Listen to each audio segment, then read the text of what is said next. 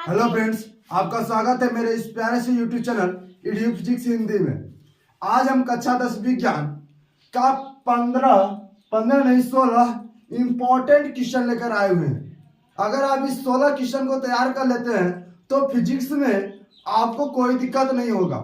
चाहे फिजिक्स में कैसा भी क्वेश्चन, कहीं से भी क्वेश्चन आए, इन 16 हेडिंगों से आपका वो सारे क्वेश्चन बन जाएंगे। ठीक है, यदि आप इससे पहले वीडियो को नहीं देखे हैं जिसमें हमने लिखा था थंबनेल है कि top 50 question in class science 10th, ठीक है, उसमें हमने केमिस्ट्री और बायो को मर्ज कर लिया था, लेकिन फिजिक्स नहीं कर पाए थे क्योंकि हमें कोई अर्जेंट वर्क आ गया था जिसे हम बाहर चले गए थे। ठीक है, तो आज हम उसी फिजिक्स को कवर करने के लिए एक अलग वीडियो लेकर आ रहे हैं जिसमें हम कुल 16 क्वेश्चन लेकर आए हैं, जिसे अगर आप पढ़ लेते हैं अच्छे से तो आपका अच्छा मार्क्स बन जाएगा। तो चलिए वीडियो को स्टार्ट करते हैं। ठीक है, तो पहला क्वेश्चन है प्रकाश का परावर्तन तथा अपवर्तन। ठीक है, प्रकाश का परावर्तन तथा अपवर्तन, इसमें आपको क्या क्या पढ़ना है प्रकाश का परावर्तन अपवर्तन में। तो प्रकाश के परावर्तन परिभाषा पढ़ना है आपको और नियम, और अपवर्तन में भी परिभाषा और नियम पढ़ना है, परिभाषा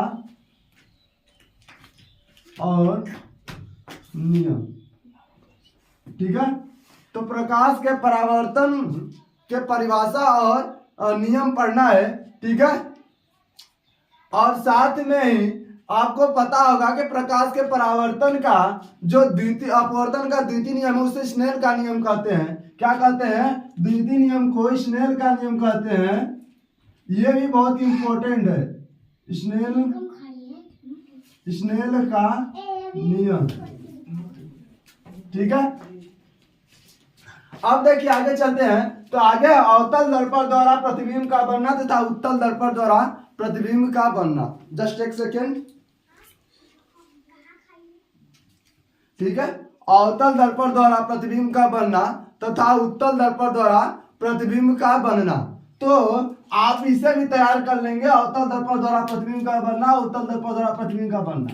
अगर आपको इसे समझने में या बनाने में किसी भी प्रकार की दिक्कत हो रही हो तो आप कमेंट बॉक्स में कमेंट जरूर कर दीजिएगा, उस पर हम एक अलग से वीडियो बना देंगे। जब से आप कमेंट नहीं करेंगे हमें ये नहीं पता चल पाएगा कि आपके लिए क्या इंपॉर्टेंट है, किसकी आपको नीड है, क्योंकि आप जानते हैं कि आज से 20 दिन बाद आपका एग्जाम है। ठीक है, इसके लिए आपको अच्छे से पढ़ाई करनी होगी।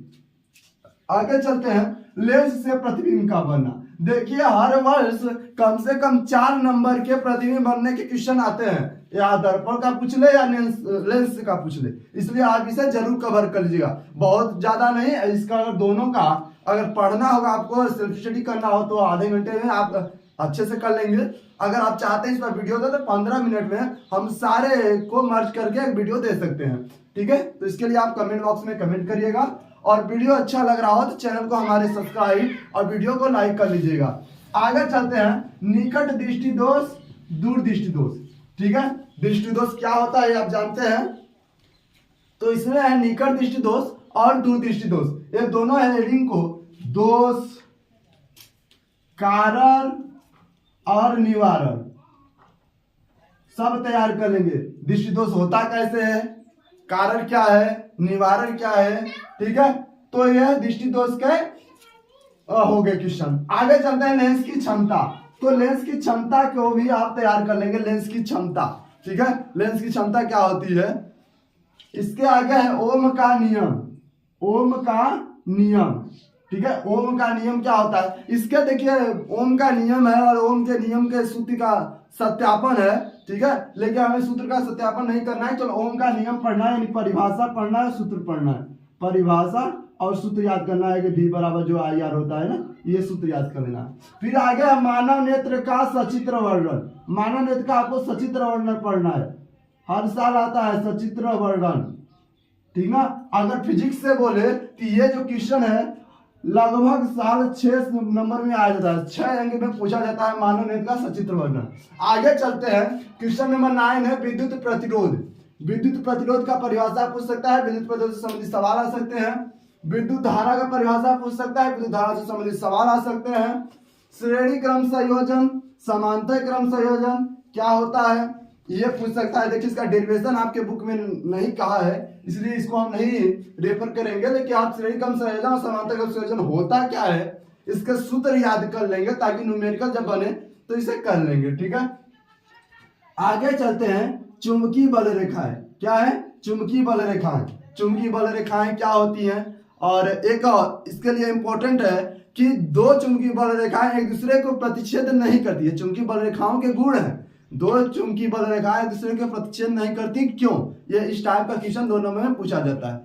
ठीक है, आपको बता दें कि आने वाले वीडियो को अगर आप अच्छे से और सही तरीके से देखते हैं सभी वीडियो को, तो आपका अच्छा से अच्छा नंबर मैथ और साइंस में बन जाएगा। ठीक है, अब हम कल से आपको मैथ के चैप्टर वाइज इंपॉर्टेंट एमसीक्यू और इंपॉर्टेंट क्वेश्चन को सॉल्व कराने वाले हैं, जो 2014 से 2024 तक पूछे गए हैं। यानी 2014 से 2024 तक पूछे गए सभी इंपॉर्टेंट क्वेश्चन तथा एमसीक्यू का एक साथ हम लेकर आएंगे चैप्टर वाइज, यानी chapter wise chapter number 2, chapter number 3 अलग अलग वीडियो में रहेगा, जिसमें उस चैप्टर का सबसे ज्यादा इंपॉर्टेंट और सबसे ज्यादा पूछे जाने वाला प्रश्न उसमें रहेगा। ठीक है, विद सॉल्यूशन। ये नहीं कि उसमें क्वेश्चन हम क्यों दे रहे हैं, उसमें सॉल्यूशन भी होगा। तो इसके लिए अगर आप सभी वीडियो को टाइमली चाहते हैं और चाहते हैं कि उस वीडियो को हम जल्दी से जल्द देख करके अपना अच्छा स्कोर कर सके, तो हमारे वीडियो को लाइक कर लीजिएगा और हमारे चैनल को सब्सक्राइब करना मत भूलिएगा। ठीक है, आगे चलते हैं। बायो सेवर्ट का नियम। बायो सेवर्ट का नियम देखिए, ज्यादा सिलेबस में इसके बारे में जिक्र नहीं किया है, लेकिन पेपर में पूछा गया, इसलिए इसे भी तैयार कर लीजिएगा। आगे आता है विद्युत धारा का चुंबकीय प्रभाव, यानी विद्युत धारा क्या है और विद्युत धारा की चुंबकीय प्रभाव कैसे होता है, जो आर्स्टेड ने प्रयोग करके दिखाया था, उसके बारे में पूछा गया, विद्युत धारा का चुंबकीय प्रभाव। और लास्ट है फ्लेमिंग के बाएं हाथ का नियम। देखिए फ्लेमिंग के बाएं हाथ का नियम और दाएं हाथ का नियम दो नियम है, एक मैक्सवेल का पेंच का नियम, ये तीन नियम है, लेकिन आपको फ्लेमिंग के बाएं हाथ का नियम ही पढ़ना, क्योंकि दाएं हाथ का नियम सिलेबस से काट दिया गया है। तो फ्लेमिंग के बाएं हाथ का नियम, ये रहे 16 पूरे हेडिंग, जिसे आप अच्छे से तैयार कर लेते हैं तो आपके बोर्ड एग्जाम में अच्छे से अच्छे मार्क्स बन जाएंगे। यानी कि अगर इस 16 हेडिंग को आप तैयार कर लेते हैं तो फिजिक्स में आपको कोई भी कहीं से भी दिक्कत नहीं होगी। और इससे पहला वीडियो जो है जिसमें हमने थंबनेल बनाया top 50 question in class 10 science, उसमें अगर देखते हैं तो उसमें केमिस्ट्री और बायो के टोटल 30 क्वेश्चन आपको हम दिए हुए हैं। तो 30 क्वेश्चन को अगर आप उस 30 क्वेश्चन को तैयार कर लिए और इस 16 क्वेश्चन को, यानी टोटल 45 क्वेश्चन को अगर आप तैयार कर लिए, तो आपका अच्छा से अच्छा स्कोर हो जाएगा। ठीक है, अगर आपको वीडियो अच्छा लगा हो तो वीडियो को लाइक और चैनल को सब्सक्राइब कर लीजिएगा, ताकि आने वाले सभी इंपॉर्टेंट क्वेश्चन आपको मिलता रहे। ठीक है, अब मिलते हैं कल मैथ के न्यू वीडियो में।